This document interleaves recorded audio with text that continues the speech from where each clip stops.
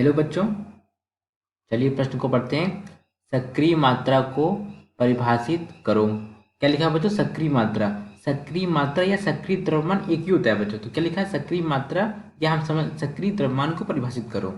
चलिए बच्चों देखते हैं मुख्य अवधारणा। मुख्य अवधारणा। तो बच्चों हम क्या करेंगे? सक्रिय मात्रा को ही हम सक्रिय द्रव्यमान बोलते हैं। यहाँ लिख लेता हूँ बच्चों, सक्रिय मात्रा को ही सक्रिय द्रव्यमान कहते हैं। दोनों एक ही बात है बच्चों, अलग नहीं है। तो हम क्या करेंगे बच्चों? सक्रिय द्रव्यमान से समझते हैं इसको। देखिए बच्चों होता क्या है, इसमें क्या लिखा? परिभाषित करना है। तो पहले हम लिख लेते हैं, परिभाषा लिख लेते हैं। किसी पदार्थ के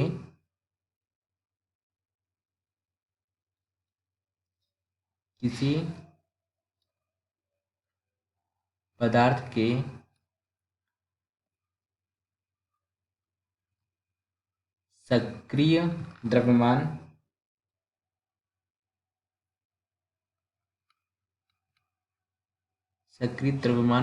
का अभिप्राय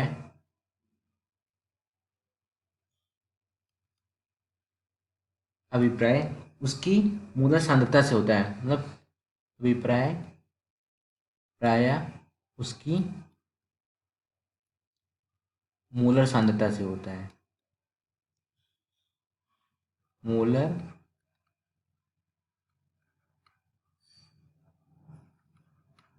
सांद्रता से होता है। थोड़ा सा ये और क्या लिखे बच्चों? परिभाषा समझते हैं। किसी पदार्थ की मूलर सांद्रता किसी पदार्थ की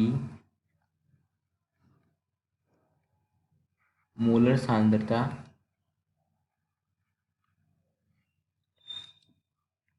1 लीटर विलयन में उपस्थित 1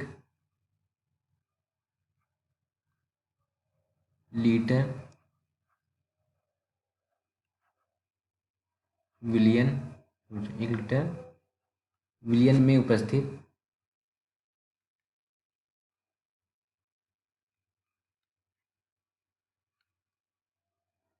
उसके पदार्थ के मोलों की संख्या के बराबर होती है।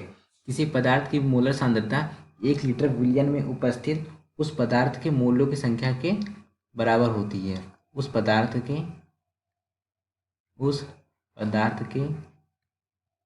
मोलों की संख्या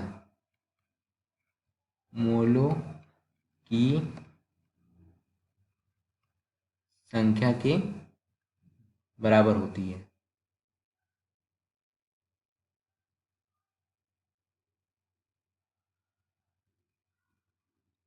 बराबर होती है।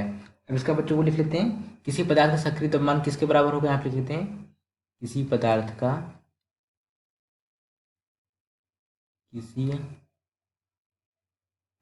का सक्रिय द्रव्यमान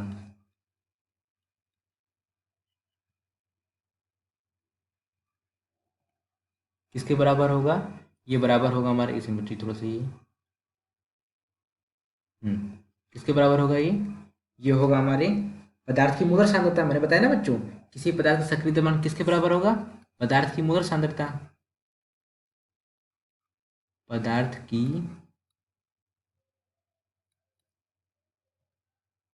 मोलर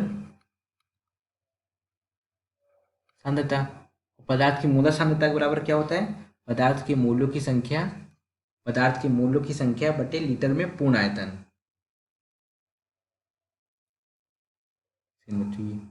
पदार्थ के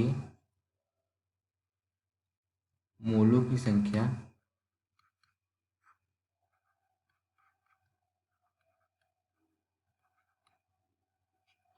बटे लीटर में पूर्ण आयतन। लीटर में पूर्ण आयतन। अब बच्चों इसको आप क्या लिख सकते हैं? पदार्थ के मोलों की संख्या को मोल बराबर क्या होता है? ग्राम बटे अणु भार। तो यहाँ पे लिख लेते हैं पदार्थ का पदार्थ की ग्राम्य मात्रा, पदार्थ की ग्राम में मात्रा बटे पदार्थ का अणुभार, बटे पदार्थ का अणुभार। और बट्टे में क्या था बच्चों, ये पूरे के बट्टे में क्या था, पूरे के बट्टे था लीटर में पूर्ण आयतन, लीटर में पूर्ण आयतन। बच्चों ये लीटर थोड़ा सा यहाँ पे ऐसे होगा, लीटर में पूर्ण आयतन। अब बच्चों ये बराबर हमेशा ध्यान रखें कि ये बटे के ऐसे लगता है, लीटर में पूर्ण आयतन। बच्चों इसका मात्रक क्या होता है, इसका मात्रक, इसका मात्रक होता है इकाई, मतलब सॉरी बच्चों, मात्रक या इकाई एक ही बात होती है, मात्रक या इकाई। इसका मात्रक इकाई क्या होगा, मोल पर लीटर। क्या होगा, मोल पर लीटर, मोल पर लीटर। या बच्चों इसको किससे प्रदर्शित करते हैं, इसको एम से प्रदर्शित करते हैं। बच्चों एक बात ये ध्यान रखिएगा कि किसी सक्रिय द्रव्यमान को इसका प्रतीक क्या होता है, इसका कोष्टक होता है। जैसे मान लेते हैं हमें यहाँ पे नीचे समझ लेते हैं, जैसे मान लो हमें Cl2 का हमें क्या लिखना है, सक्रिय द्रव्यमान लिखना है।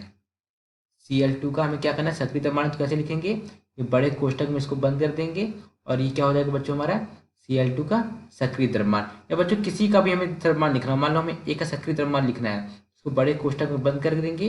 ये हमारा बड़ा कोष्टक क्या होता है बच्चों, सक्रिय द्रव्यमान होता है। तो बच्चों ये हमारी परिभाषा हो गई। यहाँ पे मैंने इसकी बच्चों इकाई बता दी और यहाँ पे मैंने इसको प्रतीक चिन्ह बता दिया। आशा करते हैं आपको समझ आया होगा। धन्यवाद।